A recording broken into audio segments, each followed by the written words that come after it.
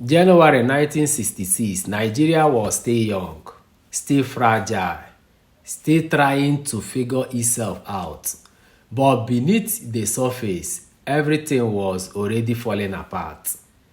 Politics had turned bitter. Elections were filled with accusation. Trust in the leadership was collapsing. And then the unthinkable happened. In the early hour of January 15th, gunshots ranged out. This was the 1966 Nigeria coup d'etat. A group of young military officers decided they had seen enough. They believe the politicians has failed the country. They believe corruption has taken over. They believe Nigeria needed to be saved. So they acted. Leadership were targeted. Power was seized.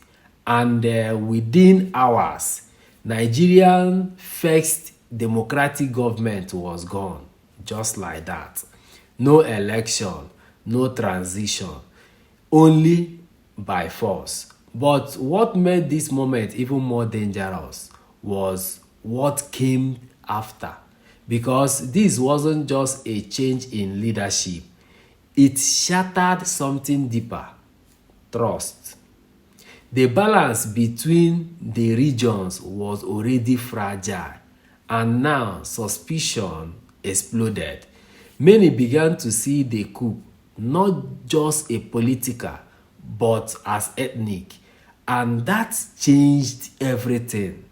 Because once people stop trusting each other, a nation begins to break. The military stepped in, promising order, promising stability, promising to fix what politicians has broken. But history would prove something else.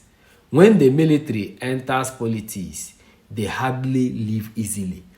And Nigeria has just crossed a line, because this wasn't just a coup, it was the beginning of of, of a circle,